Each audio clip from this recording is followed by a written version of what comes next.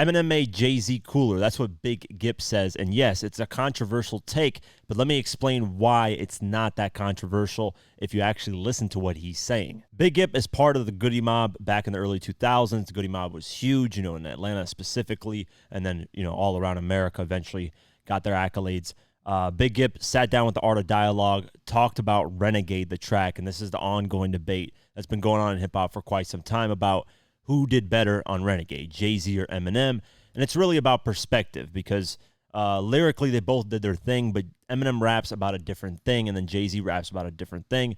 And depending on where you're part of life and where you're coming from, most people can relate more to Jay-Z versus what Eminem is saying on the track. But that's not really the debate in this video. The debate that comes up is that Big Gipp says Eminem made Jay-Z cooler.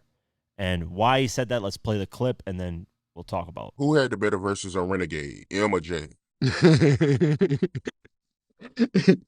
Hey, man, hey, man, Eminem. And I fought with Jay-Z. Like, Jay-Z one of the best, top 5. You know what I mean? Solo rappers, top 5. You know what I mean?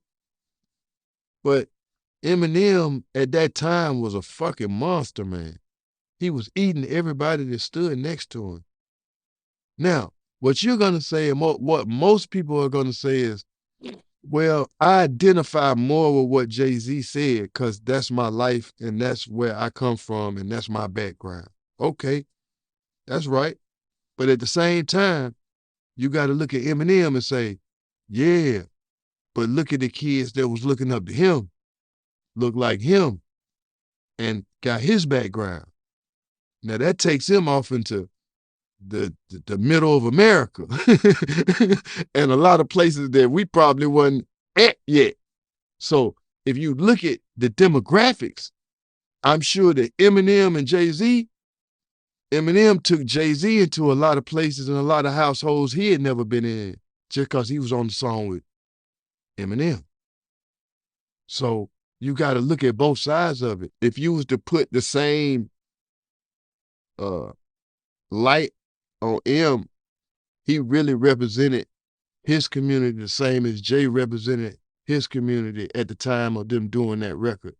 But as far as influence, shit, to me, M came out as being as great or even as a better rapper than Jay, technically, on that record, And I know as far as it being his record, I think that he took Jay-Z into households that Jay-Z wasn't in at that time. He made Jay-Z cooler. There's no way Jay-Z made him cooler. Now, there are a lot of people mad at this take. They're mad at Big Gipp saying that, oh, Eminem never made Jay-Z cooler. Jay-Z was always the shit, blah, blah, blah, blah, blah. Nobody's debating that Jay-Z is not one of the greatest of all time. He is, period, point blank. Even Big Gipp says top 5 all time. That's the thing that goes over people's heads. They think, oh, just hating. All you guys do is hate on Jay-Z. I even get that. And even though I say Jay-Z is one of the greatest of all time, Jay-Z has one of the longest longevity in hip-hop of all time. Obviously, he's still relevant. If he dropped an album right now, people would still listen to it, blah, blah, blah, so on and so forth. All those accolades, great, cool. This is where people are getting really hurt about what Big Gipp is saying is that Eminem made Jay-Z cooler. He did. Jay-Z was not really known when it comes to white people, middle America. They knew Eminem. Eminem made hip-hop way bigger than what it was because it introduced white people to it. Whether people want to acknowledge that or not, there really wasn't that cool of a white rapper before Eminem. Like, at that tier. Yeah, you had the Beastie Boys, but come on, what else did you have? Vanilla Ice. Like, let's be honest here. Eminem was that rapper that actually was cool and that actually could make great music and that was backed by one of the best producers of all time, Dr. Dre. So that catapulted hip-hop to the next level. And the proof in this is, I actually looked this up. I never made like a graph of it. I should. But if you look up every single year that Eminem dropped an album in the early 2000s, you'll see every artist in that same year that dropped sold more than what their albums did without the year that Eminem didn't drop. So if you're confused, what I'm saying is every year that Eminem dropped, every time that he dropped, other artists would sell a lot more as well. The reason why is because it's hard to fathom right now, unless you're, over, I don't know, 25 years old, you can probably fathom this. But if you're under 24, you're probably like, well, that makes no sense. Because at the time, CDs were literally in stores and you had to go buy albums physically, go in the store, buy them. And what would happen, right? You guys would go in the store, Best Buy, Walmart, wherever, Target, any location. You would see a rack, and then you would see Eminem's album, and guess what? You would see other albums next to Eminem, DMX, Ja Rule, Nelly, whoever, so on and so forth. You would see all those albums, and that would encourage you to buy other albums as well. You would see Eminem's Marshall Mathers LP, and then you would see, I don't know, DMX, It's Hell, Dark is Hot, whatever, any album, Jay-Z, Hard Knock Life. You would see, these albums right next to it, and it would encourage you to buy them. It would be like, oh, this guy looks cool. I don't know who Jay-Z is. Or, with Eminem and Jay-Z collaborating on Renegade, Jay-Z dropped Blueprint at that time. Eminem dropped in 2001. I don't think he dropped an album in 2001. No, he didn't. But regardless, he dropped an album in 2002, the Eminem Show. Let's just say they had a Blueprint next to the Eminem Show. You would buy both the albums. If you actually look at the years that Eminem dropped, everybody sold a lot more. So that just made everybody cooler. Not just Jay-Z, it made everybody cooler. And the thing that people in America do not understand, and it just can't go through their thick skull because a lot of Americans don't think outside of America, that's the reality of it, is that Jay-Z is not that popular around the world. He's not. I've traveled to a lot of places outside of America. They barely even know one song from Jay-Z, let alone know Jay-Z at all. Some of them know him as Beyonce's husband outside of America. That's the reality. In America, Jay-Z is huge. One of the greatest of all time, obviously. I think he's, top 10 all time easily. But outside of America, nobody really acknowledges Jay-Z like that. Eminem is cool outside of America. Dr. Dre is cool outside of America. Snoop Dogg is cool outside of America. 50 Cent is cool outside of America. NWA, Biggie, Tupac, Eazy-E, whatever, any Wu-Tang, those category of artists are cool outside of America. They're doing numbers. They're always, if some of them were alive to this day, they could still, if Eazy was alive today, you could still tour around the globe. Eminem right now could just do a global tour. Right now, 50 Cent is literally doing a global tour. He's starting in America, selling out shows in America, and then going around the globe and constantly adding dates. He's got like a 95-day tour, like a 95-date tour. It's going to be more, so like 95 different locations he's stopping by, which is insane.